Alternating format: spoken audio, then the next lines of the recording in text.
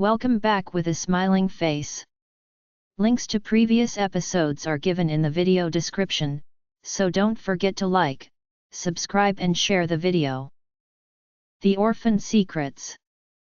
Book 2. Continuation from Moonbound Silence to Book 2 The Orphaned Secrets. Blurb.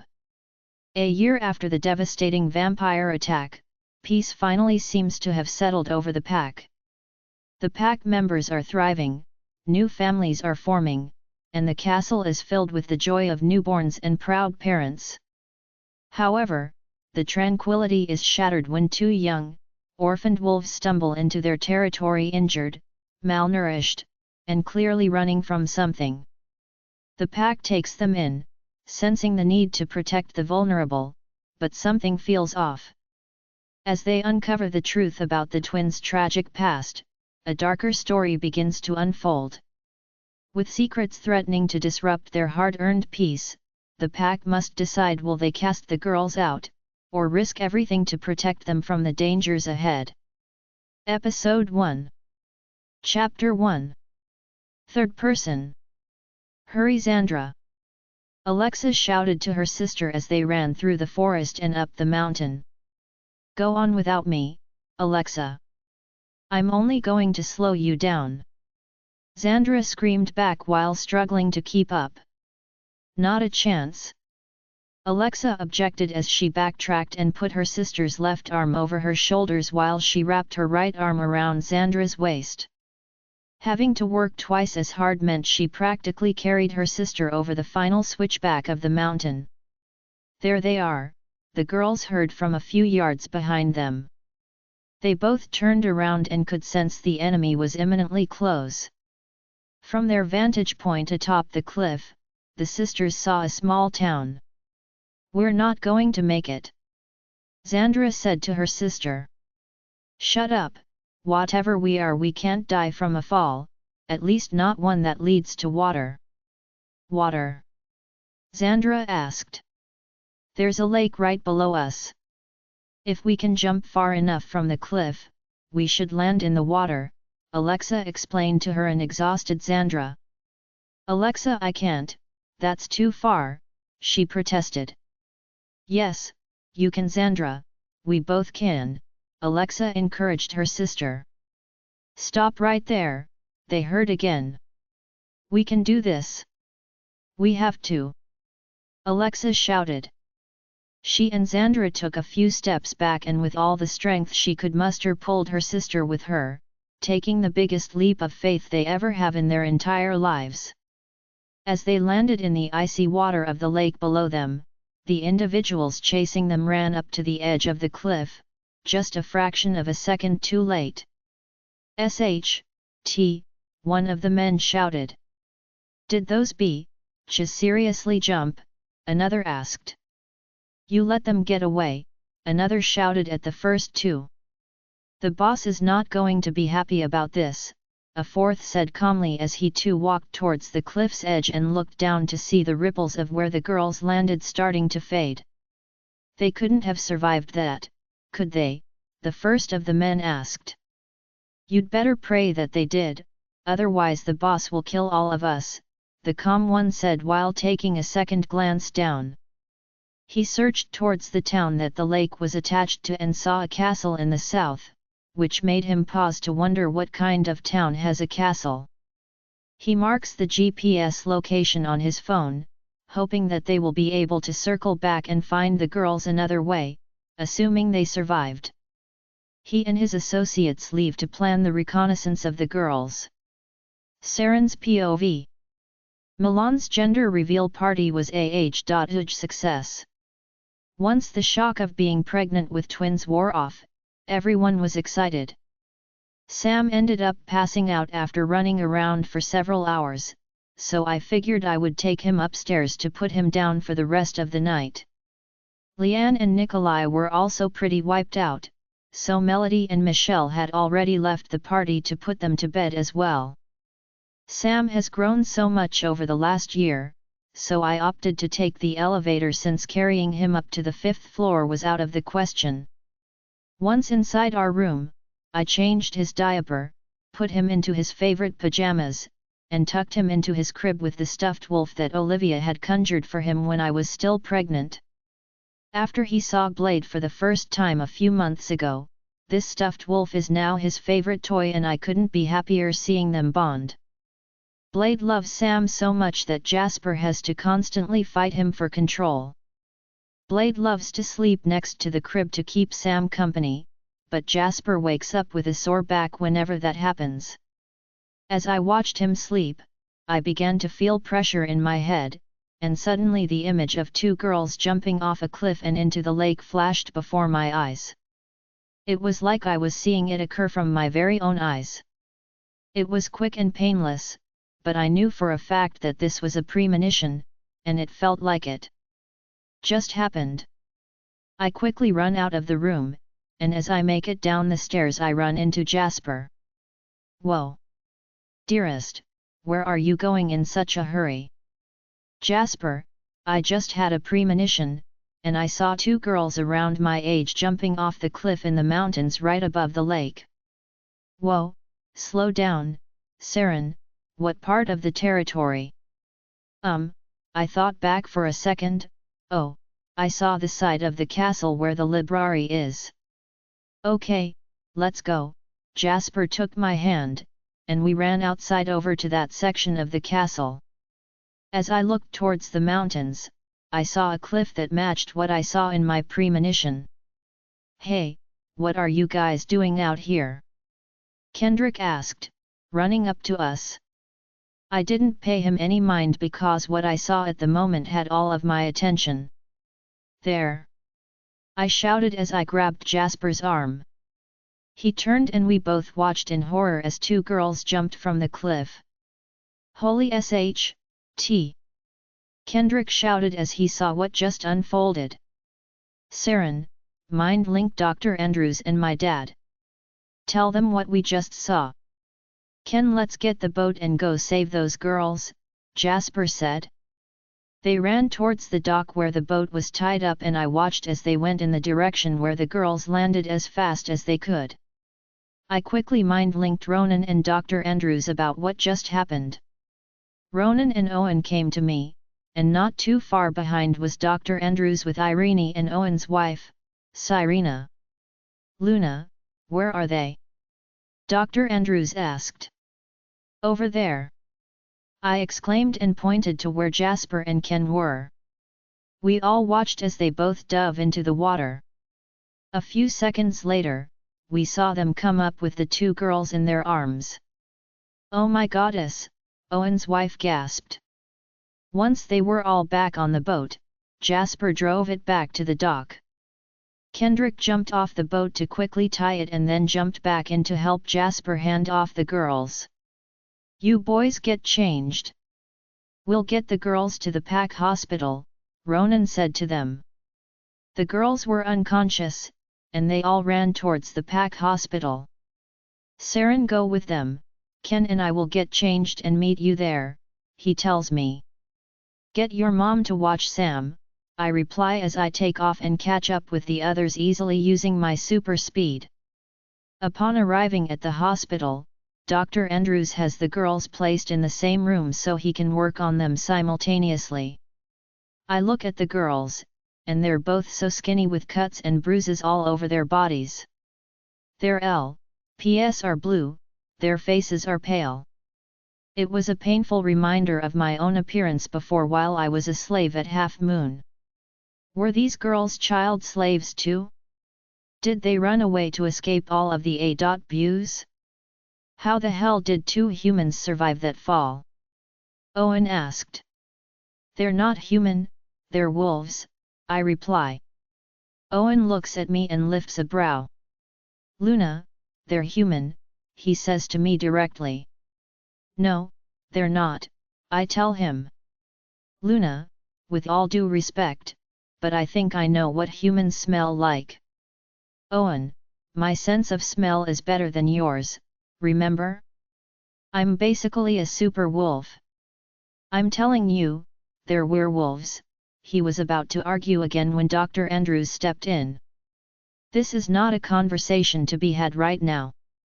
If these two girls are indeed human, then we can't risk saying the W word out loud, he said to us. What do you mean by if, Doc? Can't you smell it? Owen asked. Yes, Owen, I do, but I also know the Luna's abilities, so her sense of smell would be more accurate. However, until I can test their blood, we won't know for sure, Dr. Andrews answered. Are they going to be okay? I asked with concern. They're alive, and we can quickly get them warm with heated blankets. They're both completely unconscious, but they are breathing. Luna, having your vision when you did saved them, he replied. I nodded my head. Dr. Andrews, Cyrena, and Irene got to work to take care of these two mystery girls. They looked similar in features, so I assumed that they were sisters. I seriously hoped that their situation was not what I thought it was. Oh my God, Irene gasped. We looked at her as she lifted one of the girls' shirts, and she was covered in scars. What spot? Owen shouted.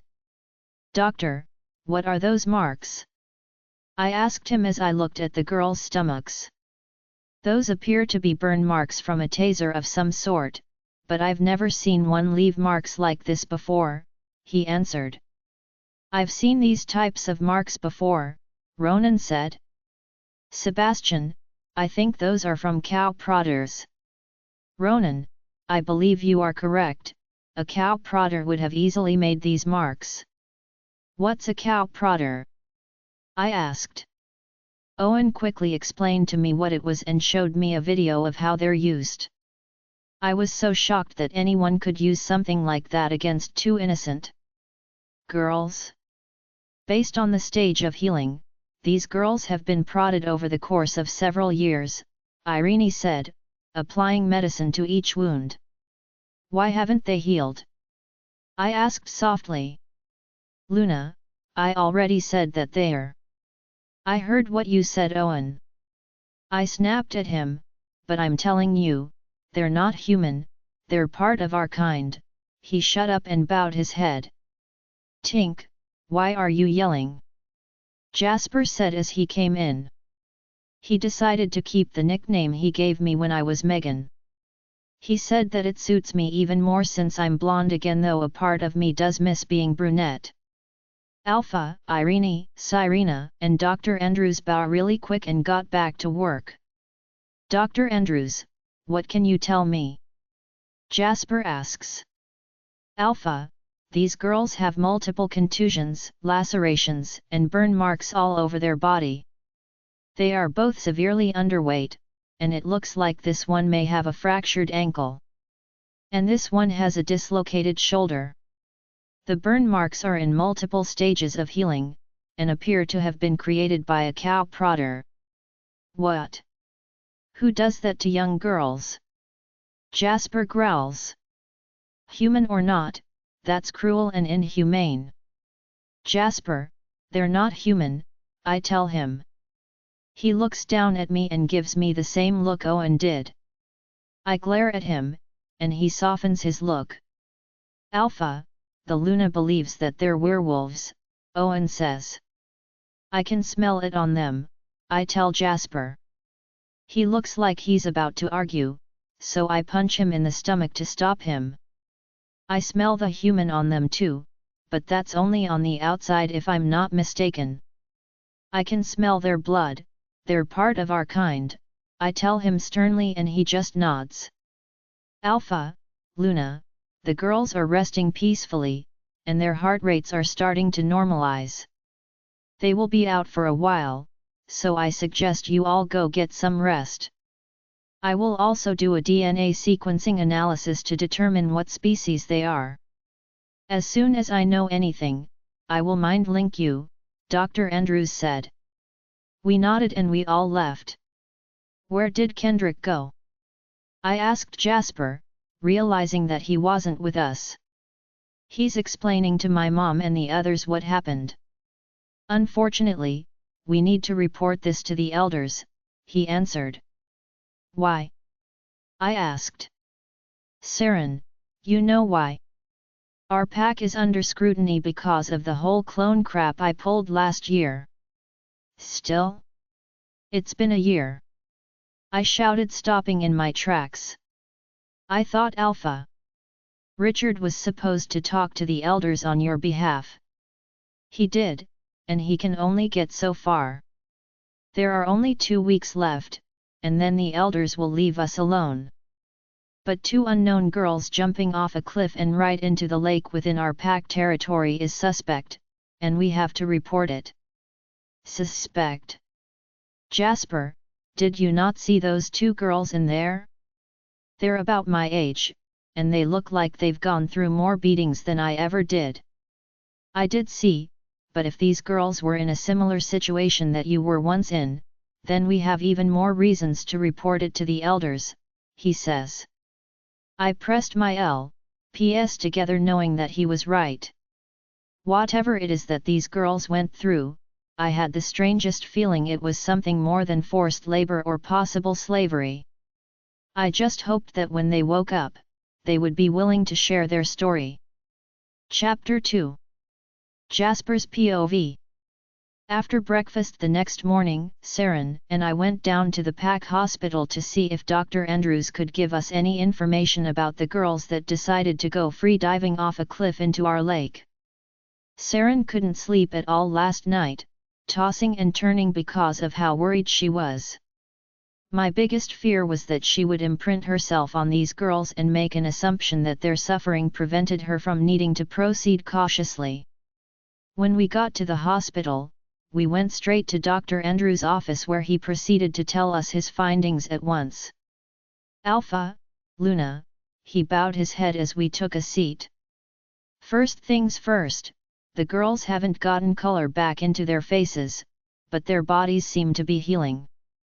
That's good, Sarin said with a sigh of relief. Certainly, and for the record, Luna, you were correct. They are indeed werewolves, Dr. Andrews continued. I knew it. I couldn't help but smile at Sarin's juvenile quip. That's not all, which made us both stare at Dr. Andrews. Going off their DNA, I would say at the very least they are sisters, he said. He paused for a minute. Also, based on their genetic markers, these girls are no ordinary wolves. What do you mean? I asked him. Alpha, I tripled my verification, and both of these girls are descendants of Alpha blood. What? Both Sarin and I shouted. Yes, I was shocked as well when I saw the results, which is exactly why I ran the blood 2 more times, he answered. Can you tell what pack they came from? Sarin asked. Unfortunately not, Luna. What's strange is that these girls do not smell like rogues either, I responded. Wait, if these girls are alpha wolves, why the hell do they smell like they're human? I asked. Dr. Andrews just shrugged his shoulders. Your guess is as good as mine, Alpha. How can they have alpha blood and look the way they do? Did their own pack do this to them? Sarin asked, her voice full of disgust. Luna, I don't know. We're going to have to wait until they wake. Oh, hold on. Dr. Andrews stopped for a moment as his eyes clouded over. One of them is awake.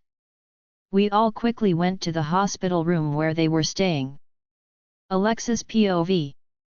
My head was spinning, and my entire body felt like it weighed 1,000 pounds. I tried to move, but I just couldn't do it. I heard an annoying beeping sound going off somewhere and unfamiliar voices around me. Hey honey, I heard a man's voice. It didn't sound harsh like the men who were chasing us. This man's voice was soft and gentle. Hi Owen, I heard a woman's voice answer. What are you doing here? I came by to check on these 2 and see how they're doing, the man answered. He sounded nice. They're doing okay. Their vitals are normal, and they've both gotten the color back in their cheeks. Both of their temperatures are normal now too. They should wake up soon, the woman replied. They kept saying too, could they be talking about me and Xandra? Ugh, IGR0ANED. Did you hear that? I heard the man say. Oh, it looks like one of them is waking up, the woman said. Hey, sweetheart, can you hear my voice? The woman said gently close to my ear. I moved my head a bit and finally opened my eyes. I was taken aback when I was met with the face of a beautiful woman and attractive man who looked like they just stepped off a steamy romance novel cover. Who are you? I asked them. My name is Sarin, I'm the head nurse of this hospital. This is my husband Owen, he's a guard, she said. Are you okay? Do you feel nauseous? Dizzy? Have a headache? I have a slight headache, but that's it, I answered. I looked around and saw nothing except dull grey walls and machines. I glanced to my left and saw Xandra in another bed. My sister, is she okay? She's fine, she's just asleep. We had to give her some stronger pain medication because of her ankle, but she's okay, Sarin answered. Do you think you can sit up? I nodded my head, so she lifted the bed I was in and helped me sit up straight. Where am I? I asked again, but instead of answering me the man and woman ignored me and went about checking Xandra. I found it odd that they didn't want to answer. I was going to ask again when 3 other people entered the room, causing me to completely lose my train of thought. Whoa! One of them was very handsome. He had light brown hair that was combed back and was taller than the other man in the room. He had defined muscles and his eyes were aqua or possibly teal color, the kind that could only be found in tropical waters. He had on a black shirt with blue jeans and what appeared to be dress shoes. The girl accompanying them looked younger, perhaps closer to my age. She had long wavy blonde hair with dark brown eyes and was wearing a light blue long-sleeve blouse and black pants with black boots that came up to her knees. She had a really friendly face. The older man looked to be about 50 or 60 and had on a long white coat. He was obviously a doctor. Hi there, the young girl said to me as she walked up and sat on the edge of my bed. I scooted back a bit. Don't worry. You don't have to be afraid of me, she said softly and smiled. I relaxed a bit feeling that she was being sincere. My name is Sarin, what's yours? She asked. I hesitated and questioned whether I should answer her. You can trust us, she said reassuringly. Alexa, I stuttered. My name is Alexa. Hi Alexa, she said and smiled again. She had a nice smile. Is she your sister? She asked, pointing at Xandra and I nodded. What's her name? Xandra. You guys have really pretty names. Thank you, I answered softly. Alexa, can you tell me why you and Xandra jumped off the cliff over the lake? I gulped and vigorously shook my head. Alexa, we're not going to hurt you. I want to help you, but in order for me to do that, I need you to tell me the truth, okay? I let out a deep breath and looked over at Xandra who was still out cold. Is my sister going to be okay? I asked, trying to change the subject. Yes, she will be. As I said, she's in a deep sleep because of the medication we gave her, Sarin answered and smiled. I nodded my head and looked back at Sarin. This is my mate, Jasper, Sarin said, pointing to the good-looking guy standing behind her. And that's Dr. Andrews, he is in charge of the Pack Hospital, she said pointing to the older man. And you've already met head nurse Sarin and her mate Owen. Mate? I asked and this made Sarin look even more confused. Yeah, it's kind of like having a boyfriend, or in Sarina's case, a husband, Sarin explained. Oh, I replied and nodded. Alexa, mind if I ask you a few questions? Jasper said to me and I shook my head. Are you and Xandra werewolves? What? I asked in shock. Why would you ask me that? I asked as I began to shake in fear. How could they have possibly known that Xandra and I weren't human? Are they going to hurt us the way those men did? What men? Sarin asked. My eyes widened at her. Oh, sorry, I couldn't help myself, she said and bit her lip. Alexa, you don't have to be afraid of us. We're werewolves too. You are. Yeah, we all are. That's why I said pack hospital a moment ago. You're in our pack territory. The lake you and Xandra jumped into belongs to us. I'm sorry, we didn't mean to trespass, I said, lowering my head. Oh no, please don't apologize. I'm glad well, I'm not glad you and sister tried to commit suicide by jumping to your deaths, but I'm glad that you ended up on our pack territory because it gave us the chance to save you, she told me, her voice full of emotion. We weren't trying to commit suicide, I clarified. If you two weren't trying to kill yourselves, then why did you jump? Jasper asked me curiously. I looked at him, then at Sarin, who gave me another warm smile. I took a deep breath and nodded my head. Xandra and I jumped off the cliff because we were being chased by a group of bad men. Are they ones that hurt you guys? Owen asked and I simply nodded my head in response. We ran away while we were being moved to a new location. We overheard them saying that they were going to sell us to the highest bidder and that we were also going to be separated. Xandra is my twin sister, and we've been together ever since we were born. Wait, were you born in captivity? Jasper asked and I nodded. Sarin and Sarin both gasped. Where are your parents? Sarin asked. We don't know our parents.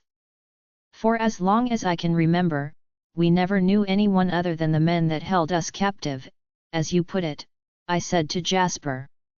Alexa, were these men human? Dr. Andrews asked and I nodded my head again. That's why the girls smelled more human than they did wolf, he said to everyone in the room. When wolves are surrounded by humans for a long period of time, their scent can be covered gradually. Once the girls landed in the lake, the human smell started to wash away, but since they had been around them their whole lives, it lingered longer than normal, he continued. Everyone just nodded their heads and returned their attention to me again. Alexa, you never met your parents? Sarin asked carefully and I shook my head. I knew that Xandra and I were different, but I wasn't sure what we were, I said truthfully. Wait, you didn't know that you and your sister were werewolves? Sarin asked. No, I answered and took another deep breath.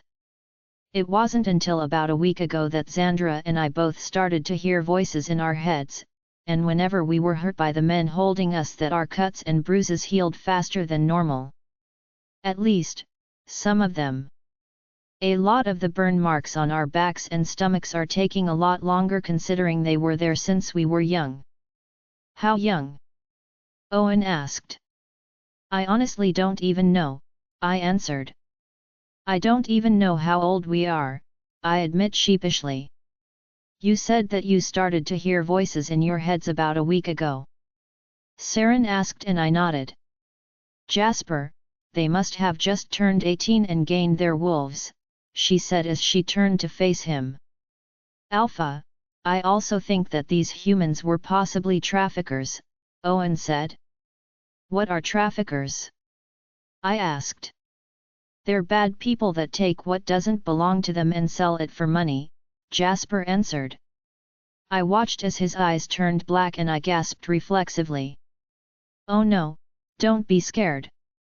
He's not mad at you, Alexa, Sarin said quickly, taking my hand in hers.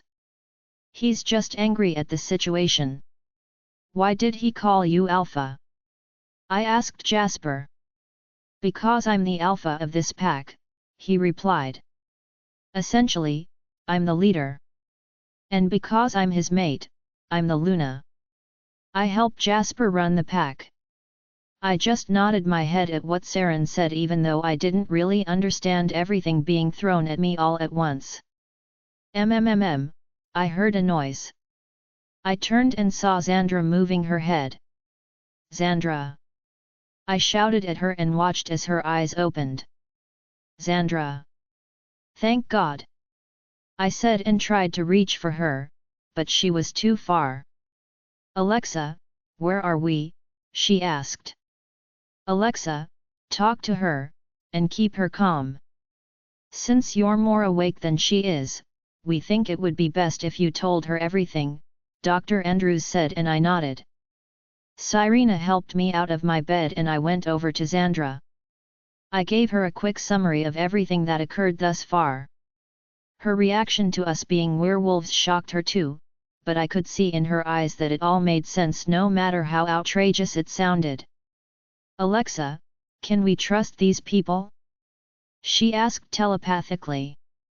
We figured out we could hear each other's thoughts, but no one else could.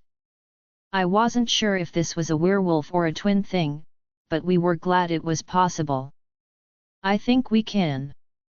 They haven't given us a reason not to, and they've already answered a lot more questions in the last 10 minutes than anyone else in the last several years. Are they mind-linking? I heard someone ask. I turned around and saw everyone staring at us. What's mind-linking? I asked. That thing you were just doing with Xandra, Sarin said. It's how wolves of the same pack, or in this case, family members communicate privately. I guess it is a werewolf thing, Xandra said. Suddenly, the sound of a phone ringing caught us off guard. Excuse me, Jasper said and walked out. Alexa, he's handsome. I know, but he's with that blonde girl. Oh. That s.ux. I couldn't help but shake my head at her. Of course, she would be boy crazy and focus on the attractive guy instead of realizing that we almost died. Hey, how did we end up here again? She asked. They saw us jumping off of the cliff, I repeated to her. But, how did they know we were going to be there? I don't remember seeing a single soul when we jumped, she said. I turned my head to the side as I thought about what she said. On one hand, I could understand if we missed seeing someone in the all-or-nothing leap of faith we took, but on the other she was right. How did they know we would be at the cliff, and how could they see us jumping as it was happening to save us in time? I looked back at the others and something felt off. They didn't seem to be dangerous, but they weren't being entirely truthful about something, and it made me wonder what we got ourselves into. Chapter 3. Sarin's POV. When Jasper went to take his phone call outside of the hospital, I did something I really shouldn't have and eavesdropped on Alexa and Xandra's conversation with my super hearing. I heard Xandra ask how we knew they were going to jump from the cliff and how all of the details seemed to be too coincidental, and it was then that I knew I had to tell them the truth about me. They had already been through so much, so I wasn't exactly sure how they would handle being told that I'm not just your everyday werewolf. When Jasper came back, he seemed on edge. Jasper, is everything okay? I asked and placed my hand on his arm. That was Lorenzo. What? Why did he call? He had the same premonition you did. I leaned back in surprise at what Jasper told me by mind link. Why would William have the same premonition I did? I looked back at the girls and they were looking at us confused. Why is he calling now? Why didn't he call sooner? I asked Jasper in return. Jasper just shrugged his shoulders. William said that he and Olivia are on their way back. He wants to meet Alexa and Xandra. I gave him a funny look. I'm sorry to interrupt, but how long do we have to stay here? Xandra asked. You don't have to stay anywhere, Xandra, I answered her. You two are free to leave whenever you want, but I think you'll be safer here for the time being. At least until we can figure out the identities of the traffickers that had you, Jasper said cautiously. Both of them nodded their heads at each other while exchanging sideways glances, and Alexa went to lie down next to Xandra on her bed. Alexa, Xandra, I want you two to stay in the hospital for another couple of days until we get all of your test results back, and to make sure that you're both healthy, Dr. Andrews said to them. They both nodded and we all left them in his care along with Serena. Jasper and I went back to Dr. Andrews' office to further discuss Alexa and Xandra's pedigree. I was still shocked that they had alpha blood in them, but I was more curious as to who they are descended from. Jasper, you know most of the alphas within the immediate area, right? I asked him as we sat down. I do, but there are literally thousands of alphas in the US alone. Not to mention all of the international packs in the world, he replied. I nodded my head. Sarin, don't get too attached to Alexa and Xandra, Jasper blurted out suddenly. Why? Because we still don't know if they're friend or foe, he responded, and since words failed me I smacked his arm. He gave me a puzzled look because I rarely hit him. Jasper, how can you say that? They're barely 18, and you saw what they looked like yesterday when you fished them out of the lake. Those injuries and their fear of waking up to an unknown pack weren't fake. And have you forgotten that I can read minds and speak to anyone's wolf on command? I shouted at him. They're victims, just like I was at one point. Only Alexa and Xandra had it way worse than I ever did. Okay, I get it, Sarin, but we still need to tread carefully. They're not part of this pack, and as of right now we have to consider them lone wolves. At the very least we need to be wary of them, okay? Until we can figure out where they come from, he replied. Fine, I pouted. Alpha, Luna, if I may, I think there is a way we can figure out where the girls come from, Dr. Andrews chimed in. How? I asked. We could always do a tooth extraction, typically a wisdom tooth, and I can have the teeth sent out for an isotope analysis to see where they at least grew up. What?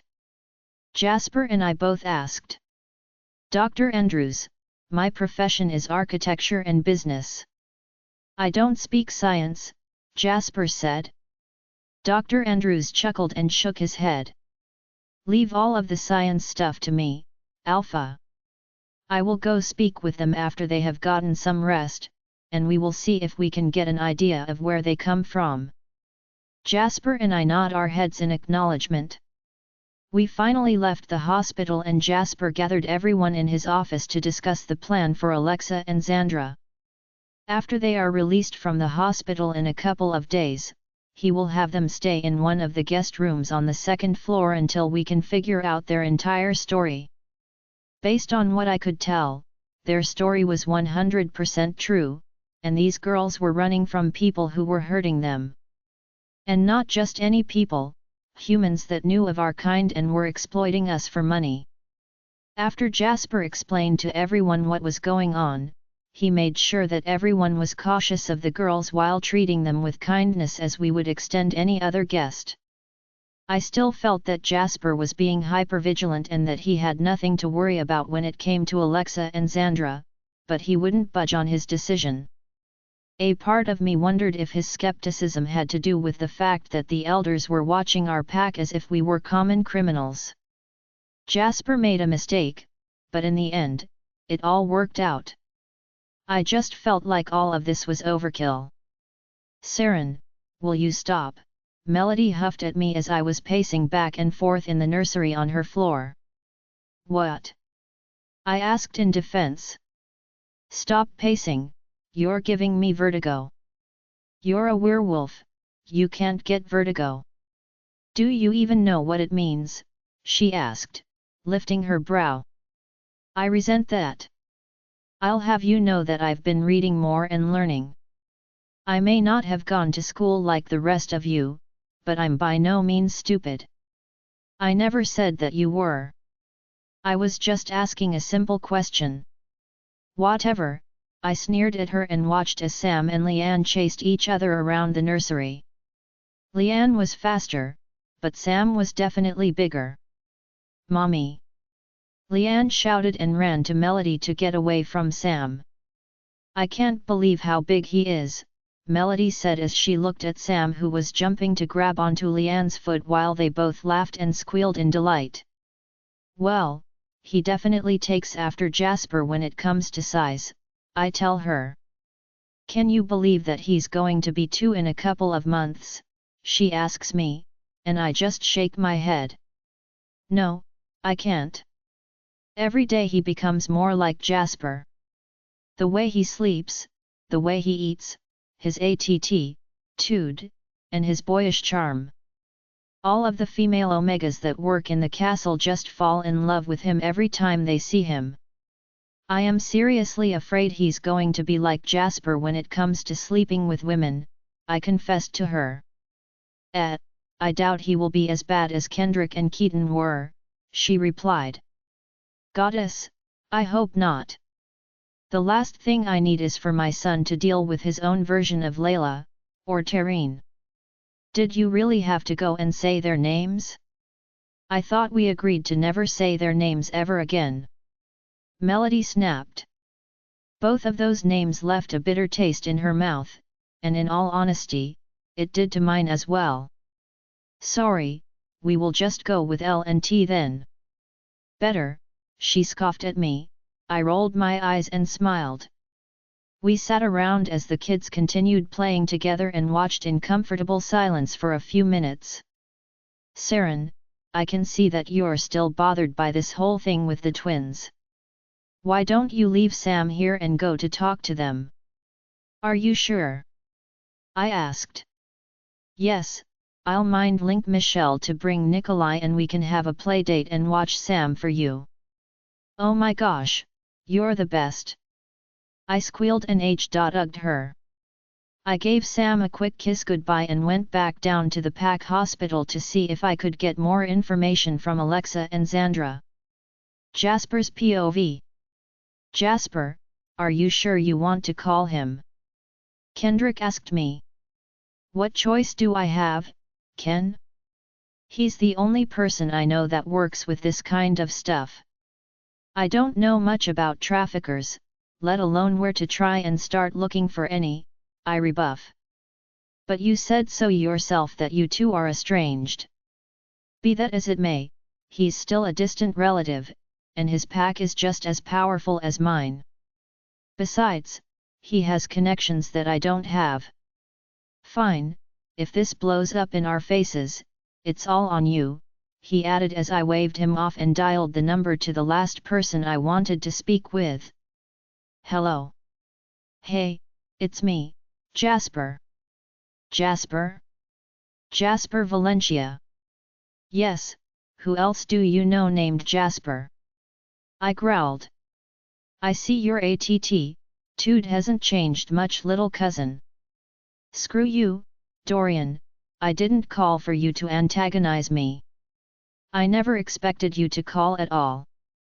At least not after what happened 10 years ago. Can we not talk about what happened in the past? Please? I need your help. You? You need my help? Since when? Since 2 unknown lone wolves literally fell into my territory. What? I quickly gave him the Cliff Notes version of the situation that I found myself in and why I needed his assistance. I hated asking Dorian Shaw for help, but he was the only person I could turn to when it came to something of this magnitude. I have never dealt with traffickers or hunters, but I know in his line of work with security he had his fair share of run-ins. Do you think you can help me or not? I asked after I explained everything to him. That's some crazy SHT man, and you're sure they're victims and not some spies? My mate believes them and that's enough assurance for me. Let me look into it. I can't promise you an answer, but I'll put out some feelers and see if any of my connections can figure out what's going out in your area. Thanks, I owe you. Yes, you do, Jasper. Yes, you do, he said and hung up. I grunted in frustration knowing that he would contact me to make good on it. I'm guessing that he agreed to help, but for a price. Kendrick said when he read my expression like a book. I swear to the moon goddess, if you weren't mated to my sister and practically my in-law, I'd kill you. No, you wouldn't. Before I was Melody's mate and your brother-in-law, I was your best friend. Which is why I could get away with killing you, and no one would suspect a thing. Keep telling yourself that, he gave a smug look. I kicked him out of my office and put him to work. I wasn't sure how long it would take for Dorian to get back to me, so I figured the best I could do was keep a close eye on Alexa and Xandra once they were released. They're not pack members but guests, and they would be treated as such. I had to admit though, I was anxious to know more about where they came from, who was after them, and why. Unknown POV. You lost them, the boss screamed in my face. How spot could you lose them? Sir, it was an accident. They got loose during the handoff when they both said they had to use the restroom. The guard turned his back and one knocked him across the head with a rock, then they bolted, I explained. Do you realize how much money you just cost me? The buyer wants them, and he wants them now. We know where they are, however, there is a small problem. What's that? I researched the area we lost them and it turns out it belongs to a wolf pack. Really? Which one? My sources informed me that this one is called Blue Lake. Blue Lake? Are you kidding me? He screamed. Sir? You've heard of it? Heard of it? Blue Lake is one of the strongest and largest packs on this side of the country. It's almost untouchable, he shouted as he slammed his fist on his desk, breaking it in half. We're just going to have to play this safe. I need a plan to get them back. Taking them back by force won't do, it'll be suicide. Sir. Get out, you've done enough damage. I'll tell you when I need you, I nodded my head and walked out. Once I closed the door behind me, I walked down the hall to where the others were waiting. Well. He's pissed, but he's going to take matters into his own hands. We're not needed, yet, I told everyone. They all let a collective sigh of relief from holding their breaths while waiting to hear our fates. This is crazy. I thought this job would be cake. I didn't think that I would fear for my life every waking minute, Diego, the one who lost the girl said out loud. Well, it's too late now. You signed a contract with blood, and now you're stuck here, like the rest of us, I told him. Like I knew I'd be working for a werewolf who likes to steal offspring from other supernatural creatures, raise them, and then sell them to the highest bidder. I thought I was going to be a transporter, like the SHT you see in a movie. Well, this isn't the movies, you pansy. Jerome, his partner who found Diego knocked out, shouted. Shut up, both of you. I shouted. The boss will figure it out, but in the meantime, there's another job coming up, and this time, you won't it up, or I will kill you too myself. Understand? Yes, they both answered. Good. Go to cell block E and get the gypsy. She's been purchased, and she needs to be taken to Salem, Oregon. They both got up and left. After they were gone, Bane, my right hand, came up to me. "What are we going to do, Levi?" he asked. "I don't know, but we need to get Project Gemini back. If they are who the boss says they are, then they're not just rare, they're almost priceless, and we're going to need them if we're going to take over this operation and get rid of the boss." Chapter 4. Alexa's POV. Xandra and I recuperated in our hospital room together, and she mostly slept the entire time because of the medication given to heal her sprained ankle. Not to mention she was a little more anxious and nervous than I was. I sat and stared at the wall clock, wondering if anyone else would come by and check on us. Cyrena left for the day and she told us another nurse would be on duty to take care of us for the afternoon, but no one had come by yet. I looked back at Xandra sleeping and am quite jealous that she is practically knocked out while I'm sitting around bored. Just then there was a knock on the door, so I figured it was the other nurse, but to my surprise it was Sarin. "Hey Alexa, how are you guys feeling?" she asked as she came in. "I'm okay. Xandra is knocked out from medication. I think she prefers to be asleep right now," I replied. Sarin smiled and came to sit on the edge of my bed. "Have you guys eaten lunch yet?" she asked nicely. "Not yet," I answered. I watched as her eyes changed to a milky white for a minute or so before they changed back to their usual dark brown color. "I ordered you two some food from the kitchen, that way you don't have to eat the icky hospital food," she said in a whisper, making me smile. "Alexa, the reason why I came back down here was because I wanted to see if there was anything else you could tell me about what happened to you and Xandra, and how you ended up with those traffickers. Honestly, there isn't much else. Xandra and I only know our lives with the traffickers. We lived our lives in cages with minimal food and water. They really only gave us enough to stay alive. Did they, ever, touch you, inappropriately?" "No, they didn't. It was against the rules," I told her as she turned her head to the side and gave me a funny look. "Even though they physically harmed us all the time, they were never allowed to touch us or do anything to us. Whoever was in charge would kill anyone that did. Everyone in the cages was considered precious cargo. At least that's what we heard." "What do you mean everyone in the cages?" she asked with her voice full of shock. "Xandra and I weren't the only ones to be held prisoner, Sarin. There were others." "How many?" "A lot," I answered shortly and looked down. "Oh my goddess," she said with a soft gasp. "Alexa, were they all werewolves?" "No, I don't think so. There were a few others I think, just from what I can tell about me and Xandra. But I know there were magical people." "Magical people? Like witches?" "Exactly, and I know there was a girl who was closer to our age who the guards said was a gypsy," I answered, trying to remember the correct term. Sarin scrunched her brows together. "Also, I know there was an angel, a tiger, and I think there was a dragon," I said without full confidence.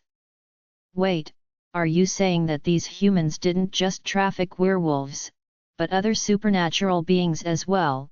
she practically yelled. I nodded my head. "And were they held captive their entire lives like you and Xandra?"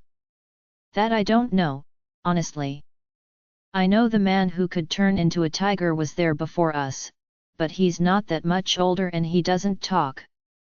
The angel said she was captured as an adult, so she actually took care of Xandra and me. Her name is Annalisa, but we called her Anna for short. She was like our mother." Sarin just scoffed and she was completely speechless. "This is crazy, I need to tell Jasper." "Wait." I stop her before she can get up. "There's something else." She sat back down and waited for me to continue. "I remember one of the guards saying that all of us were special. That we're not just ordinary. Everyone is supposedly very rare, so rare that whoever is in charge doesn't just sell to anyone apparently. Even though the tiger, Anna, the dragon, and the gypsy or whatever she is are all adults, Xandra and I have only seen 3 people we grew up with leave and never come back. What? Do you remember what kind of supernatural being they were? No, but I do think one was a werewolf now that I think about it. Her eyes would turn black whenever she got really angry, the way Owen's did after we had explained what had happened to us. How old was she? A few years older than us. Anna raised her as well, so she was like our sister. Her name was Jennifer, but we called her Jay for short. And you don't know where she went? I shook my head and frowned. I can't even begin to imagine what kind of hell you all went through. What the others are still going through. I can tell you that I know what it feels like to be treated badly though. You do? I do, she said and lowered her eyes. She took a deep breath and told me how she was raised as a child slave by the pack who killed her entire family and her pack when she was only 10. Unlike us, she remembers her parents, but because she was raised as a slave, she doesn't have an education and is still learning to just be a normal living person. That having been saved by Jasper as well as the love and support from his family and the other wolves in the pack, is what helped her get past it all. Wow, I never would have guessed you went through something like that, I replied. It wasn't all cakes and rainbows though, she said. What do you mean? A few months after I got here, a pack member decided to work with a dark witch to try and break Jasper and me apart. She actually succeeded, and for a few months Jasper and I were separated. How did you get back together? A magical prophecy came into play, and Jasper had to find me before I gave birth to our son. Magical what? Prophecy, like fate, destiny. Something that was already written into our lives by the high powers that had to happen. Oh, I see. She smiled and nodded her head. We sat around in silence for a moment. When she pped her hair to one side, I saw a mark on her. Sarin, what is that mark on your neck? I think I saw Cyrena and Owen with one too. Even Jasper had one. This is literally called a mark, she said. I lifted my eyebrow at her, which made her laugh. This mark was made by Jasper, and the mark on him was made by me, for the second time at that. What does it mean? It symbolizes that Jasper and I are mates. The same goes for Owen and Cyrena. Dr. Andrews has one as well, but it's a little faded since his mate passed away several years ago. What's a mate? A mate is someone that was made specifically for you by the moon goddess, the mother of all werewolves. That person is destined to love you for all eternity. That sounds nice. We turned around and saw that Xandra was awake. Good afternoon, Xandra. Did you sleep okay? Yes, I did, she said as she sat up. Can you go into more detail about having a mate? She asked softly with eyes still sleepy. I smiled and nodded my head. Sarin smiled back and told us all of the good things that come out of having our destined mate. Everything she said was like a romantic love story. Like the fairy tales that Anna used to tell us. Having a knight in shining armor and living happily ever after. Sarin even told us how that it isn't always as it seems, and also told us about how rejection works. Xandra and I gasped when she told us how some will reject their mate over something as stupid as rank, money, or even the fact that they love someone else who isn't their mate. We became depressed thinking that if our mates ever found us, they would reject us because we were practically garbage. But, Sarin made us smile again when she talked about second chances. Both of our faces lit up at that and she laughed at us. So, you're saying that Alexa and I have a mate out there, somewhere? Yes, you do, and I want to help you to find them. You do, we both asked simultaneously. I do. I'm drawn to the two of you, and I think it's because I went through a similar life the two of you did, albeit it wasn't as bad, but I can still relate, she said kindly. Sarin, can you tell us about marking? I asked. She laughed a little and scratched her head. Marking is very intimate and should be done when both people are ready. It's normally done during X, she said and blushed. Xandra and I started to giggle at her. Will tell us how you marked Jasper? Xandra asked. Which time? Hey, we both gave her confused looks. I had to mark Jasper twice, because of the whole Dark Witch incident, she said. Xandra and I looked at each other and then back at her. I guess the mark that he has right now, I said, and Xandra nodded her head. Well, that is a long story. Chapter 5. Sarin's POV. When Alexa and Xandra asked me about marking, I couldn't help but blush at the thought. Even though with Jasper was nothing new and everyone knew how we were together behind closed doors, it was a little embarrassing to talk about with two complete strangers. I could see the excitement and giddiness in their eyes, wanting to know all of the salacious details of how I marked Jasper again, and a part of me was a little too excited to tell them. I already told the other girls, and I was certain that Jasper had already bragged to the guys about it, but telling two mysterious guests that just came of age was completely different. And I kind of felt like I would be bragging about my private intimate moments, which in reality I would be, and I found it to be quite invigorating. Well, it is a long story. Flashback. It's been a month since the entire ordeal we went through with the vampires. I had successfully turned and saved Diana's life, and things were getting back to normal, at least somewhat. Jasper was being punished by the Elders' Council for the whole clone thing and working with Svetlana to draw Alessandro into the territory. Because of his recklessness in that aspect, the Elders had basically put him on probation. Though Jasper was still the alpha, he could not make any major decisions regarding myself or the pack without their approval.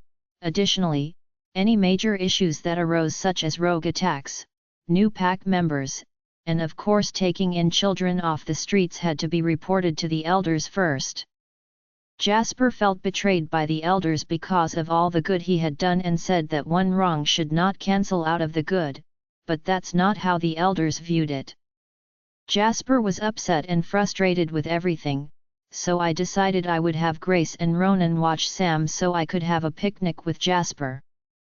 Melody told me about this natural hot spring waterfall hidden within the mountains that had become her favorite private spot to spend with Kendrick when they both had time to themselves.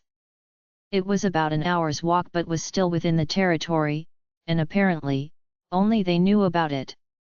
It was the middle of winter, and going to a hot spring sounded like a great idea to make Jasper feel better. Hey, Jasper, I knocked on his office door one Saturday afternoon. Hey Tink, what's up? He said looking up from his computer. Are you busy? I asked, closing the door behind me. No, just finishing up some stuff for the company. Did you need something? He asked as I sat down on his lap. I was thinking we could go out together and enjoy the snow. Everything is back to normal, somewhat, and we didn't get to enjoy the winter season last year with the whole memory loss bullshit. You know, that's a good idea. I could use the fresh air and I'm sure Blade could use a run. Awesome, I packed some hot soup in a canteen and toasted turkey and cheese sandwiches. I know of a secluded area where no one will bother us, I said and smiled at him. What about Sam? Your parents are going to watch him for us. Okay, let's go pack up some clothes, and we can shift and go in wolf form. I nodded my head. He turned off his computer and we went to our room to pack a small duffel bag with our clothes. Though secretly, we weren't going to need them for a while with what I had planned. After we packed, I went down to the kitchen and got the picnic basket and blanket together, and met him out back. We quickly PP'd out of our clothes and shifted in our wolves. Callie and Blade were really excited to play in the snow, so we let them have their fun while she led Blade to the spot that Melody had told us about. Going in wolf form got us there faster, and when we saw the waterfall we were all shocked at the scene in front of us. Although it was the middle of winter, you could see the steam rising from the pool and the waterfall was smooth. Blade stopped mid-track and turned around. Callie and I could see him lift his wolf brow in confusion. Jasper and I still couldn't mind Link since I had yet to mark him back, but I was hoping that would all change here momentarily. Without saying anything, Callie placed the picnic basket down and trotted over to Blade. She rubbed herself against him and PP'd her tail against his face. She was such a tease, and Blade was into it. Though it seemed like Callie was going to let Blade mount her, she and I had a different idea. As soon as he dropped his guard, Callie shoved Blade into the pool. Blade surfaced almost immediately, and he looked like a wee rag doll with all of his fur just laying flat and damp against his body. I was laughing in the back of Callie's mind while she was rolling around in the snow laughing as well. While we were too busy laughing, we didn't notice that Blade had jumped out of the pool.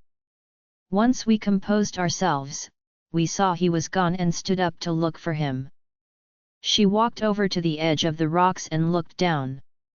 The water was a little cloudy due to the steam rising, so we couldn't see anything. Callie heard something behind her, but by the time she reacted, it was too late. Blade had snuck up and pushed her into the pool as well.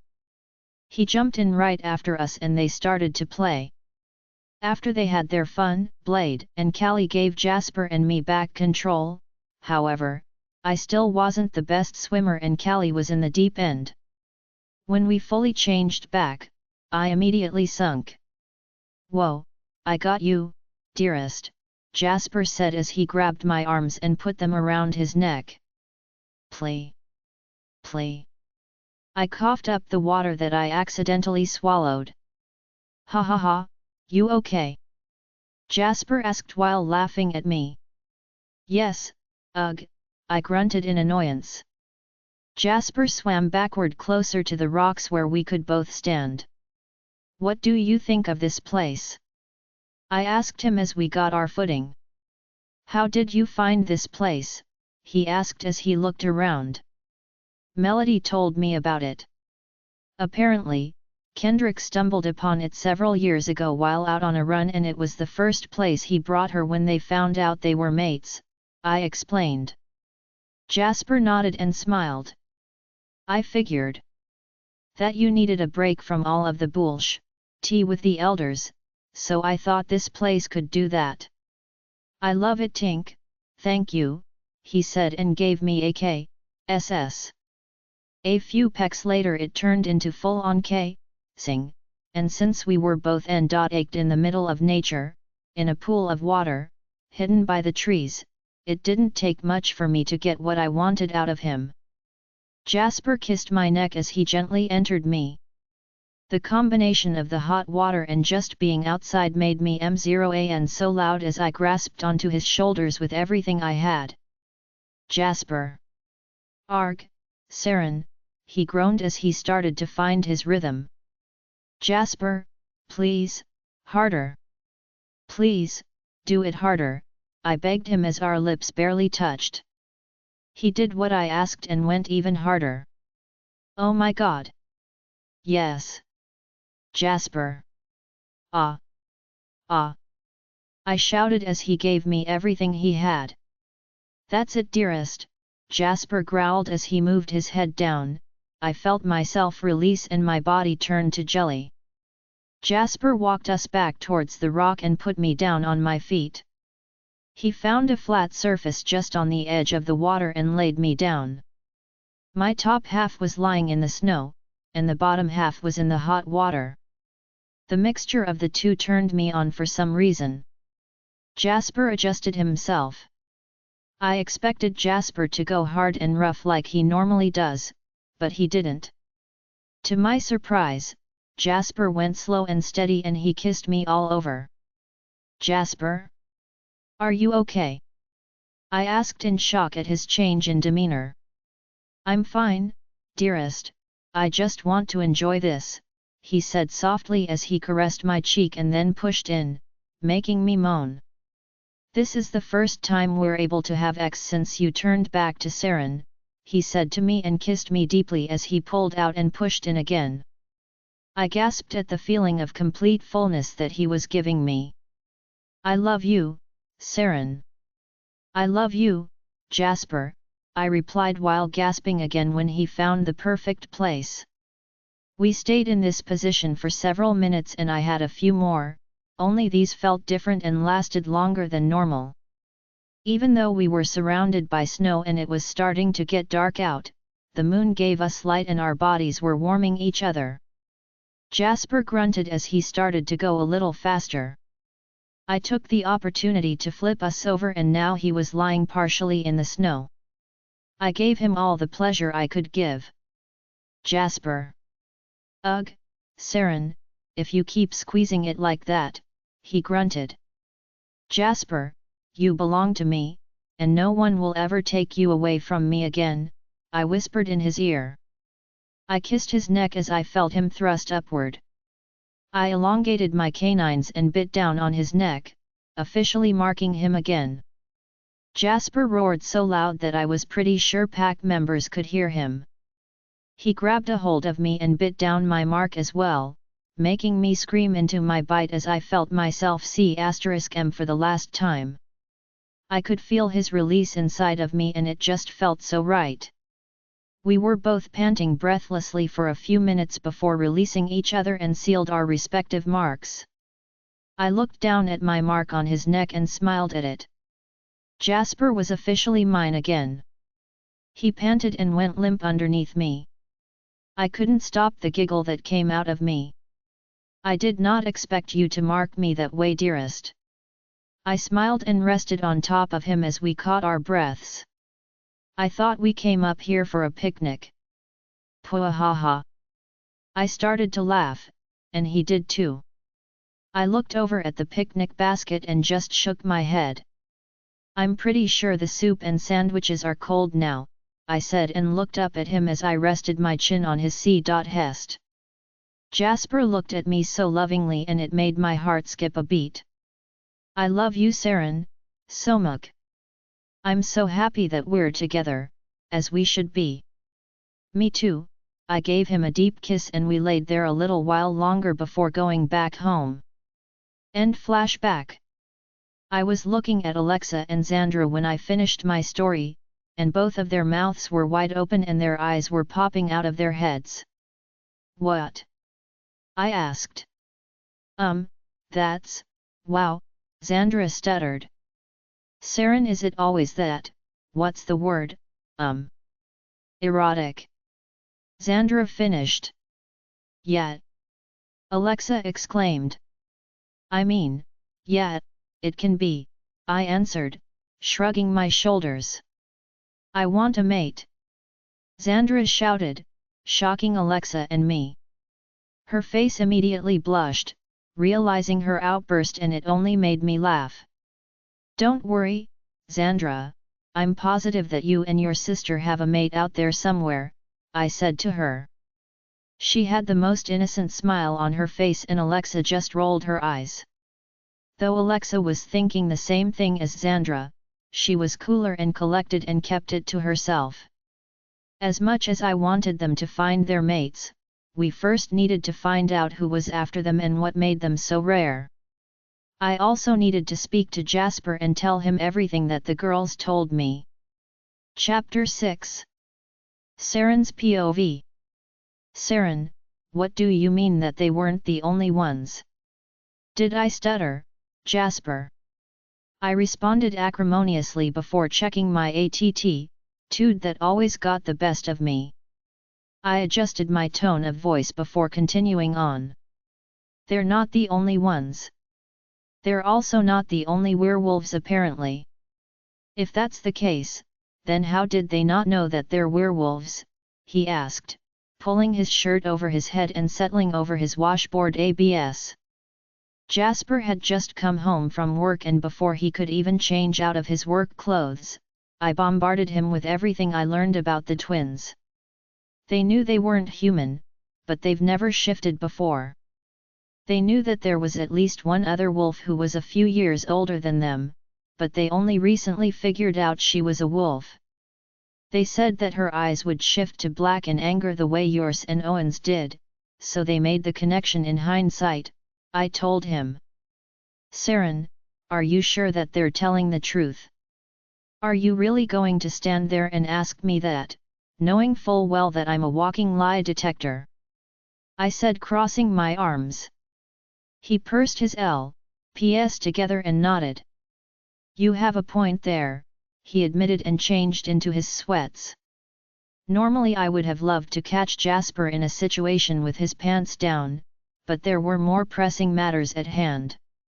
Did they tell you what other kinds of supernatural beings were being held? He asked calmly while holding my shoulders. An angel by the name of Anna, a gypsy, a dragon, and I think Alexis said a tiger as well. A were tiger? They're supposed to be extinct, Jasper said with his eyes wide. I shrugged since I was just relaying what I was told. They also said that whoever held them called everyone precious cargo and that they're all individually special. All of them are supposedly very rare, and whoever is in charge of this operation only sells when absolutely necessary. He won't sell to just anyone. So, the girls must have been sold recently if they were being moved, Jasper realized, and I nodded my head. This isn't good. If the girls were already sold, then whoever is in charge may not have gotten paid or would have to give a refund to the buyer. This will make him desperate to get the girls back. What are we going to do? I asked softly. For now, we wait, he said. I looked up at him and furrowed my brows. I know what you're thinking, but we know absolutely nothing about these traffickers. We don't even know if they're all human. Wait, what do you mean by all human? Sarin, it's possible that whoever is in charge is supernatural as well. What? I asked, visibly disturbed. Are you telling me that someone like us could be profiting from the selling of other supernaturals? Yes, and it's not all that uncommon. My mouth dropped. I know you grew up secluded and practically in a prison yourself, dearest, but you need to know that there are many other evils in the world, not just vampires wanting to make you their bride or Pax participating in child slavery. I know that there are evils in the world, but to think a supernatural would harm another supernatural for money makes me want to vomit. That, and using humans on top of it. It's a cold world out there, and it's something we have to fight every day. I nodded my head and let out a sigh, feeling the weight of the world on my shoulders at that moment. However, I did reach out to a contact who works in supernatural security and surveillance, and he has ties all over the world to look into this trafficking group. Who? I asked and looked at him puzzled. He's a distant cousin, twice removed. What does that even mean? Don't ask, he said, and I lifted my brow at him. The point is, he's family, in a sense, and he's going to do the research since something like this is way out of my element. Why not just ask Felix? I mean, he does security and tracking too, I replied. Felix is retired after what happened last year, and he's too busy prepping to be a grandfather. Plus, Tasha is coming back from Europe next month. Tasha? Jason's sister. Oh. I forgot she even existed. No one really talks about her. Well, she went back to fashion school in London after working things out with Justin. She's been traveling all over Europe for work the last year. She's coming back to the US now that her internship is over. Not to mention when Zoe told her about Milan's pregnancy, she dropped everything to come back. Wow, and here I thought she was coming back for Justin. I guess she and Jason must be closer than I thought. They're very close, he answered. Don't worry about Alexa and Xandra. We will give them a safe haven like we did for Victor and see what my distant cousin comes up with. How long before he gets back to you? I have no idea, but hopefully it will be soon, he said, and I nodded my head. We stick to the plan, and we take everything one day at a time. Okay. Now, let's go find Sam and go eat dinner. I smiled, and Jasper led us out of our room to find Samson.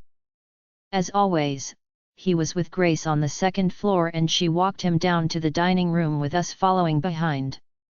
Dinner was just like any other night, and we all enjoyed each other's company. I made sure that plates were sent to Alexa and Xandra in the hospital as well. I didn't want them to suffer eating the frozen hospital meals, even if it wasn't the same as a home-cooked meal like everyone else was enjoying at home or in the castle. Although I trusted Jasper and believed that he would do anything within his power to help Alexa and Xandra, I knew he was still very skeptical of them. Jasper was usually more trusting of lone wolves, giving them the benefit of the doubt in most cases. It was different now since the girls escaped custody from human traffickers, which made him nervous, and I couldn't blame him for it. I just hoped that this whole situation didn't blow up in our faces. The next morning, Irene, Diana, and I went down to the hospital to hang out with Alexa and Xandra after breakfast. Irene somehow managed to get small bits and pieces from them, but they had never met Diana, so they were a little wary of her presence initially. Once they got acclimated to her after about an hour of us messing around, they definitely warmed up to her. We had spent a few hours together when Dr. Andrews appeared into the room suddenly while Diana was poking fun at Irene and me. Well now, it's good to hear some laughter coming out of this room, he said as he entered. Good afternoon, Dr. Andrews, I said whilst trying to contain my laughter. Luna, he said and bowed his head. Irene, there's a pack warrior in room 210 who has a dislocated patella that needs to be repositioned back in place, Dr. Andrews said to her. Yes, Dr. Andrews, I will tend to the patient right away, she responded. Sorry girls, but I got to get to work. We'll talk more later, she waved at us and left the room. Now, what was so funny earlier? Dr. Andrews asked with a smile. Sarin, Diana said as she snorted in laughter. This girl didn't know the difference between Kristen and Christian. I beg your pardon. Doc, we were talking about the actress that voices Anna in the movie Frozen, and I was telling everyone that her name is Kristen Bell, but Sarin kept saying her name was Christian, and when I corrected her, she asked if there was a difference. I looked at this to see if she was serious, and she dead was. She had no idea that they aren't the same name. Oh, Luna, Dr. Andrews tried not to break his composure and shook his head. Tell the whole world, why don't you? I yelled and smacked Diana's shoulder. Ow, she slapped me back and I gasped. How dare you smack your Luna? Oh please, you know you can't pull that ST on me, she said and shoved me this time. I growled at her and she reciprocated by growling back. We were seriously about to fight when Dr. Andrews intervened. My, you two can never be in the same room together, he said, stepping between us as we both laughed. Alexa and Xandra were also laughing at us. It's still bizarre seeing you two in the same room, given that at one point you two looked identical. Hey Doc, get it right, she looked like me. She practically stole my identity, Diana countered. Hey, it's not stealing if it was done unintentionally. I had no idea you even existed, I defended myself. Alexa and Xandra gave us weird looks. Long story, I will have to tell you another time. They both nodded. Well, since it appears that Alexa and Xandra are fully healed and able to walk around on their own without any assistance, I think we can go ahead and release them to the castle, Luna, Dr. Andrews told me. Wow, did you guys hear that? I exclaimed. So, where do we go from here? Alexa asked. Jasper had 2 spare rooms on the 2nd floor in the guest wing cleared out for you two.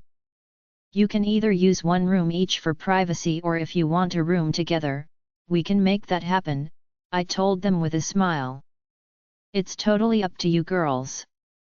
They both looked at each other, and I saw their eyes glaze over as they mind link about what they wanted to do.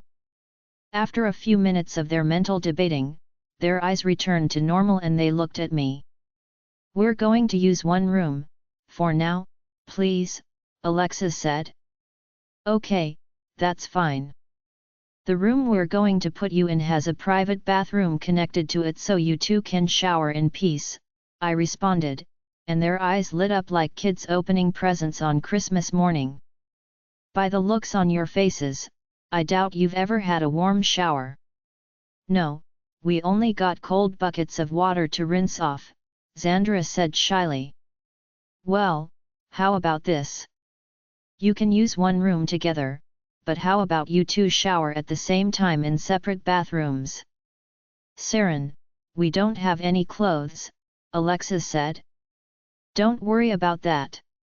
You two are roughly the same size as Melody, our beta female, and I'm sure she can give up some of her clothes for you two. Knowing her, she'll do it because it will give her an excuse to go shopping, Diana chimed in, and I nodded my head in agreement. Very well then. Let me get their release papers in order, and I will return in about an hour, Dr. Andrews said. As he walked out, I quickly ran after him and asked Diana to stay with the girls while I planned out their new living arrangements with the Omegas. Dr. Andrews. Yes, Luna. Have you looked into their lineage more yet? I asked in a very soft whisper. Come with me, Luna, he said and led me straight to his office. He closed the door and locked it. I did additional tests on their blood, but I wasn't able to find any additional markers that would indicate where they came from. I've also scheduled the teeth extractions for next week so we can run the isotope testing. I nodded my head and frowned. Hold on, Luna. Don't be discouraged just yet. I looked at him and furrowed my brows. Although I wasn't able to determine anything else from the blood itself, I did send a sample to the doctor that did Keaton's paternity test, Dr. Marsh. Was she able to determine anything? I asked enthusiastically. Yes, and it's quite a shock actually. Well, what is it? Luna, not only do these girls come from alpha blood, but Dr. Marsh believes that these girls may be direct descendants of the moon goddess. Did he just say, moon goddess? Chapter 7. Sarin's POV. WH. What? Did you just say moon goddess? Dr. Andrews, that can't be possible, can it? I responded slowly, feeling overwhelmed by what I was told. It is quite possible, Luna. You know as well I do that she was once a living, breathing werewolf that resided here on Earth before she became a higher power, and the mother to all of our kind, he said to me. Yeah, but, she's no longer of this world, as you just said. She's a higher power, how could her direct bloodline still exist? I believe it works the same as it does with you, Luna. After all, you and your son are direct descendants of Mr. Rossi, and your kind are only born when two pure-blooded alphas become mates, he countered. I wanted to say something, but my mouth only opened then shut since I had nothing to come back with. Luna, I'm sure your ancestors are just as rare as Moon Goddess herself. Well, the moon goddess would have to have created my kind, so she obviously outranks Lorenzo and myself. Indeed she does, but the stories of the moon goddess are just that, stories. No one knows the exact truth about her existence, other than the fact that she did in fact exist in physical form and not just spiritually as we know her to today. I simply nodded my head because his point was valid. However, what is known for sure is that she is the alpha of all alphas. This is probably why Alexa and Xandra have alpha blood in their veins. Just like you, rumor has it that Her Highness's descendants can only be born to alphas of her bloodline. Not necessarily two alphas such as yourself, but at least one parent has to be an alpha. So, not only are they alpha wolves by blood, but they are in fact rare and valuable because they might actually be direct descendants of the moon goddess. That is precisely what I am saying. Tell me, Dr. Andrews, how did Dr. Marsh make this connection? I mean, does she have the moon goddess DNA just lying around to compare to? Heavens no, Luna. It's written in the history books of medicine about rare blood types that are linked to those of our kind. Yours, a primordial, the moon goddess, lichens, which are other kinds of wolves that are just as powerful yet are more vicious in wolf form. DNA sequences of high, mid-level, and low-level ranked wolves. Unlike humans, wolves don't just go by A, B, AB, or O blood types. There is so much more complexity to it. I see. Well, don't bother telling me anymore because you lost me when it comes to the medical stuff, but now I understand how Dr. Marsh was able to come up with her conclusion. Luna, I believe that it is best to keep this between us for now. With what we know about the girls, their lives are in far more danger than we could have anticipated. What do you mean? Are they part of some crazy prophecy like I was? I doubt that, but I do believe that whoever is interested in them wanted them for their blood, or bloodline. Oh, I knew exactly where he was going with this, and it made me shiver in disgust. These girls were going to be sold off left and right so that they could be bred. I nodded my head at Dr. Andrews and promised to keep this a secret, at least from everyone except William. Knowing that he was the first of my kind, he needed to know because I had a feeling that he has a connection to the higher powers, and to the moon goddess. When William finally returned later that evening, I relayed everything Dr. Andrews and the girls had told me as well.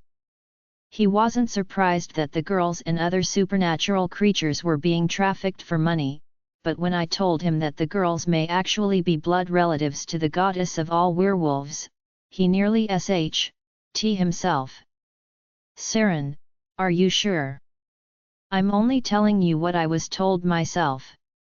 Dr. Andrews doesn't want this to get out, but you can read my mind no matter how hard I try to block you out, so I figured I would just tell you.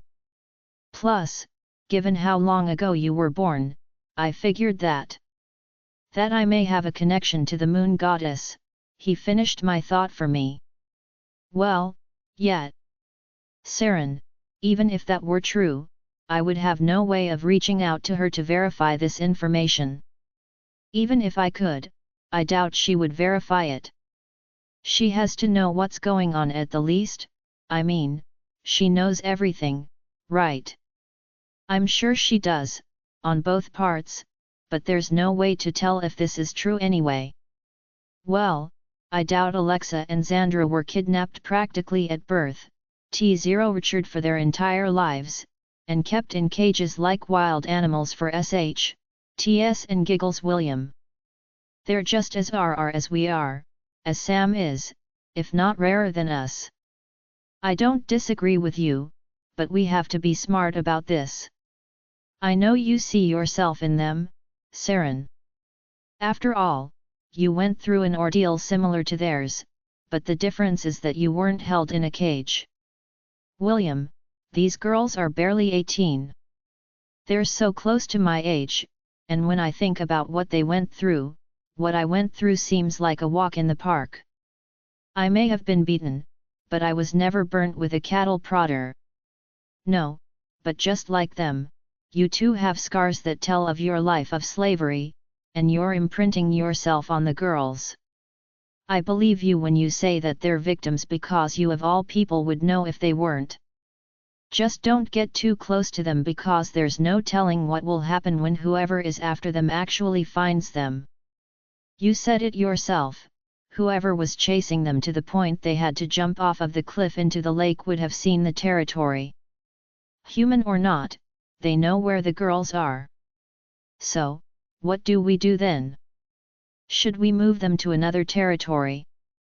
We could, but how do we know that we're not being watched as we speak? That whoever wants them isn't already doing their own reconnaissance on the pack. Reconna what? It means investigation, or staking out. Oh, ugh, then what do you suggest? We can always have Olivia put a cloak on them, as we did to you, just in case. No, the girls are barely beginning to accept themselves as werewolves. I don't want to scare them with too much magic or cloaking.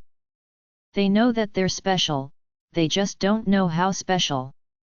Hell, I can barely comprehend it myself, I said as I rubbed my temples and closed my eyes.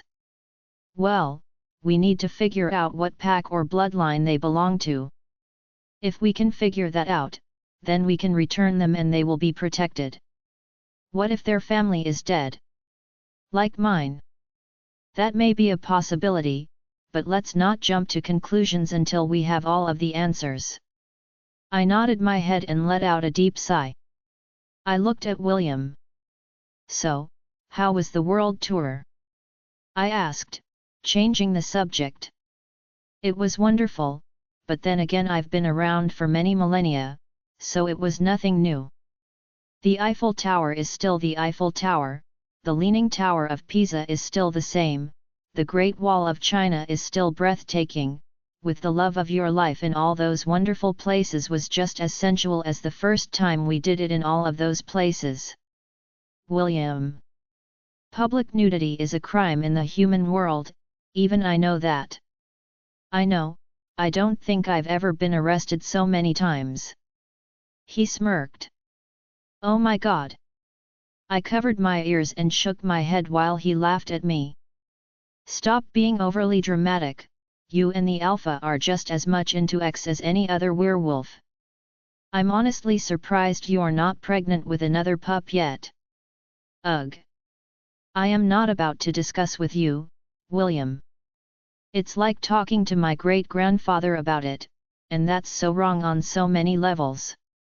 Well, I technically am your great-grandfather, times 10. Even worse. I shrieked and he continued to laugh at me. Since we're on the topic of pups, are you and Olivia going to try and have any? I mean, you're immortal and she practically is too, attempting to change the subject again. I think that ship has sailed, Sarin. I may be immortal, but Olivia's body is not equipped to handle my offspring, at least not anymore. She may look young, but sadly, magic is the only thing keeping her body young, and just like humans, witches have an expiration date on having children. Oh, that's so sad. It is, but she's accepted it, and so have I. Do you regret rejecting her all those years ago? No. What? Sarin, I told you, having a mate all those years ago was not the life for me. I had to go off the grid and live alone because I needed to protect my kind. But now the time has come where that responsibility falls on you. I'll always be around obviously to watch over the future generations of primordials, but I'll never be able to produce one of my own at this point. Do you think my children will be the last of us? No, I don't. Now that the threat to females has been rid of this world thanks to a certain she-wolf, our kind will flourish. I have seen it. What do you mean you've seen it? Did you have a premonition I didn't? Of course I did, he said with a smug look. I punched his arm and he smiled. Now, how about we go meet these twins, shall we? I nodded my head and I took William to meet Alexa and Xandra. Chapter 8. Xandra's POV. After Alexa and I were released from the hospital, Sarin came to get us, and she introduced us to a pack member named Lorenzo and his mate Olivia. We could both tell that he wasn't someone ordinary, and he seemed a lot more powerful than Sarin or Jasper. Of course, in typical Alexa fashion, she had to point it out that instant. "You're not an ordinary wolf," she said ever so bluntly. I elbowed her in her side. "What? You were thinking the same thing, Xandra. Doesn't mean you go and point it out, stupid. That's rude." "No, it's not, it's a fact, and pointing out a fact isn't rude. Alexa, you're going to get us killed, just like the time you almost got us killed jumping off a cliff. I told you we would survive and look, we're standing and breathing, aren't we? Girls?" Sarin shouted, so we stopped arguing. "My goodness, it's like dealing with children," Olivia muttered under her breath. "They basically are, love," Lorenzo told her. "Compared to us they are," she replied. "Okay, enough already. Let's get them to their rooms so they can shower and change into something more comfortable." "I am pretty sure that the hospital gowns are not comfy," Sarin said, and we both nodded our heads in agreement. She led us up to the second floor of this humongous castle that Alexa and I could not stop admiring. We couldn't contain the oohs and ahs whenever we saw something that really caught our attention, which was pretty much everything. Even the staircase that led upstairs was grand, and I couldn't stop myself from running my fingers along the handles and railing. It was so smooth and shiny. I loved things that were shiny. When we got to the top of the second floor, we made a right turn, and there we were met with doors upon doors. "Okay, here is the room you two will be sharing. Cyrena and Irene, your two nurses, are just on the other side of the stairs. This side is for our guests, so you two are the only ones staying on this side. You will have plenty of privacy as well as medical staff close by just in case you need anything. All of the rooms are soundproofed from the inside, however, Cyrena and Irene are able to hear you if you call out to them," Sarin told us. We both smiled. She opened the door and inside were two beds, one on either side of the room. One was a light shade of yellow and the other was a light shade of green. They both had matching blankets and pillows, and there was a big walk-in closet that seemed larger than life. "Where did all these clothes come from?" Alexa asked with her eyes wide as she opened the closet. "The clothes were collected from Melody, our Gamma Milan, our friend Michelle, who is Milan's sister-in-law, Irene, and from me," Sarin answered. "Some of the clothes are still new and have the tags on them. We all figured that it would be wrong of us to give you clothes that were already worn out." Alexa and I exchanged glances and we both smiled at Sarin. She and this pack, as she called it, have been so kind to us ever since they saved us from the lake. "Lex, which bed do you want?" I asked her. "Either one, I don't care. You pick what you want, and I will take the other," she answered. I knew that she wanted me to take the bed furthest from the door because I was afraid of being too close to it. So that's what I did, and Alexa happily took the other bed closest to the door. "The bathroom is through that door to the left of the closet. There is another room right across the hall that was also going to be yours too, but since you wanted to share we will leave it unoccupied for now." "Is that the other room that has a shower?" I asked and Sarin nodded. "Sarin, I have a question," Alexa said. "Sure. Why do people call you Luna?" she asked. I was honestly wondering the same thing. "That's because I am the Luna. As I mentioned when we all first met, Jasper is the alpha, which makes him the leader of this pack, and I'm his mate. I'm his Luna, and I help him run the pack. Girls, think of it as a king and queen running a kingdom, Olivia said to us.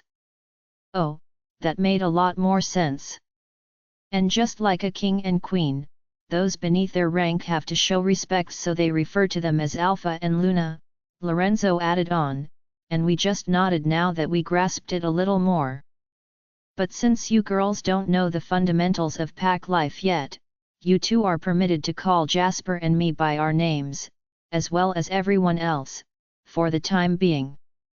But isn't that disrespectful? Alexa asked. Only when you do it without permission.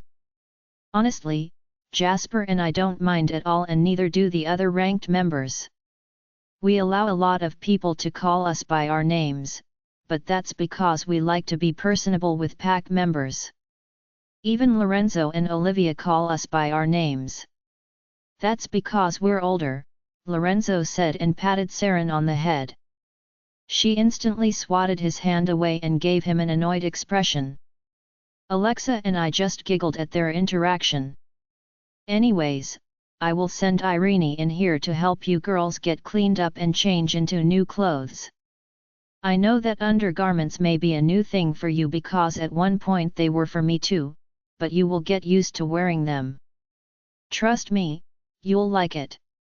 I'm up on the 5th floor if you need anything at all. Girls, it was a pleasure meeting you, and I hope we can all help you two get settled in comfortably, Olivia said and shook our hands. Olivia and I live in a house within the territory, but we are always available if you need anything from us as well.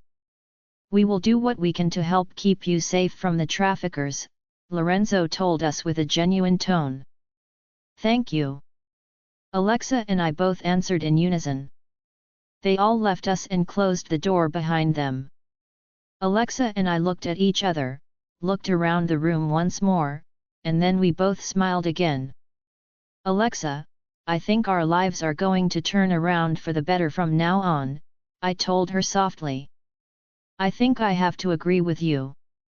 Sarin has been making sure that we're taken care of. We owe our lives to her, Alexa answered. I still can't help but wonder how she knew where to find us after we jumped though. What do you mean by we? If I remember correctly, you technically pulled me with you, I responded. It was either jump or go back to a life we may not have survived much longer, she replied nonchalantly. I let out a sigh and nodded my head. We stood around a little longer, still taking in our new surroundings and living arrangements. This was the first room that we would ever call ours. Our first bed, our first real clothes, first real shower and bath, and it was all ours, at least for the moment. Well, if you're D1 looking at the place, I'm going to take a shower. Alexa said and ran into the bathroom. Hey! I shouted as she locked the door on me. My jaw dropped in complete shock at what just happened. I figured that I might as well wait since I didn't feel like leaving the room by myself just yet. Next time, I'll have to go in first and lock her out to give her a taste of her own medicine. I let Alexa have her moment and went to lay down on the bed for the first time. Oh wow, I gasped at how soft and comfortable it felt. I curled up and hugged one of the pillows. This is definitely better than the hospital, I whispered and felt my eyes getting heavy. I let sleep take over as I dreamed of a life where my sister and I never had to worry about the traffickers ever again. 2 weeks later. Jasper's POV. It's been a couple of weeks since Alexa and Xandra became accustomed to the pack life, and they seem to be fitting in nicely. They've made friends with a lot of the pack members, especially the newborns, since they seem to have more in common when it comes to age and living a new life. Sarin and William have been spending a lot of time together, and it seemed like he brought her some newfound peace. She felt more comfortable being open with her powers when he was around, and the pack has definitely acclimated to their Luna having extraordinary abilities. There was definitely an adjustment period following us telling the entire pack about everything, the situation with the clone, Sarin's number and scope of abilities, and William actually being a long-lost relative of her bloodline. It was a hard pill to swallow and a lot for them to digest, but after explaining in full detail why SHT went down the way it did, more pack members were very understanding. Some still felt betrayed and were wearier of getting in Sarin's way or upsetting her. Sarin tried her best to keep her mind reading to a minimum, but she still slipped here and there. I took some time off work due to the upcoming annual Alpha meeting that was going to be held here at Blue Lake. Sarin was not at all happy about it, but unfortunately, it's been over a decade since we last hosted the event. After what happened with Blood Moon, it was only right that Blue Lake was selected this year. Additionally, the elders were finally going to lift their punishment off the pack, well, more like off me. Kendrick, Jason, and I were in my home office preparing for the meeting when I got a phone call. "Hello? Jasper? Dorian? Yeah. So, I got that information you wanted, and I don't think you're going to like it. You found information on the traffickers." "I didn't, my trackers did. But let me tell you, it's not what you think it is." "What?" "This isn't just some group of traffickers moving werewolves for money, this is something way bigger." "Yeah, I actually gathered that when our guests told my mate that there were others aside from wolves.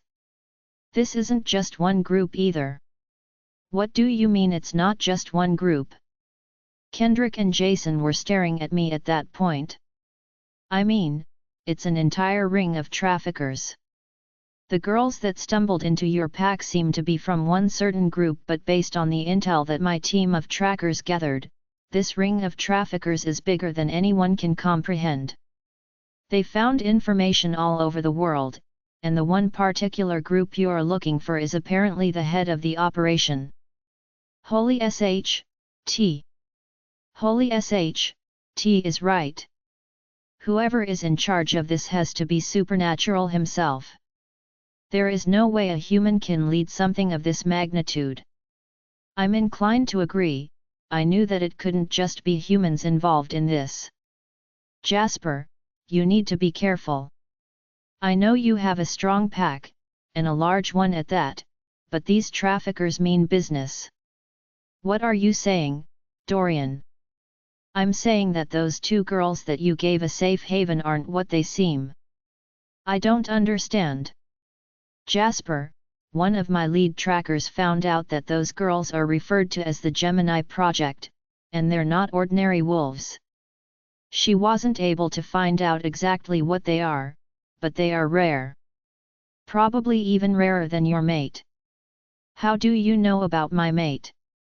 "Come on, little cousin, did you honestly think that you would be able to keep that secret from me? I run a security and surveillance company. My wife and the other ranked females were hand-chosen by the moon goddess herself. If I need to find information, I have my ways of getting it." "You, Dorian. Don't spy on me or my family." "Not spying, I just have people all over who find out information for me. It also doesn't help that rumors of a certain vampire being killed by a Luna she-wolf in your state made the news last year." "Shit.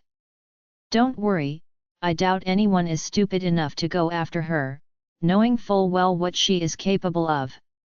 That would be suicide." I couldn't stop the smile that formed across my face. Sarin was a force to be reckoned with, and she was all mine.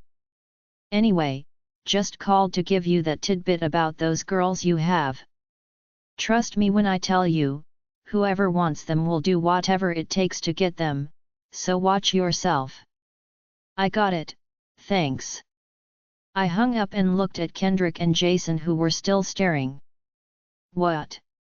Dude, don't play like we didn't just hear all of that. Obviously, your cousin had something to say, so spit it out," Kendrick said. "I'm with Ken. That call had to do with Alexa and Xandra, didn't it?" I nodded my head and let out a big sigh. I gave the guys a recap of the situation and told them what Alexa and Xandra were referred to. It made sense because they're twins, but when I told them the part about the girls being even rarer than Sarin, they both gave me confused looks. To this day, Sarin has been the rarest wolf anyone has ever come across. Blessed wolves weren't anything new to report, but rare wolves like Ryan and William were 1 in a billion. As of this moment, the rarest wolves in existence were those 2 plus Sam. The fact that there were 2 wolves that were considered to be even rarer than them was something that we could not comprehend. It also made me wonder if Sarin already knew of this and refused to tell me. Knowing her, she probably omitted this information to protect them, but now that I knew this, I needed to confront Sarin about it before the Alphas meeting. Join our Facebook and WhatsApp group for more updates, link is given in description. Rest audiobook will be continued in next episode.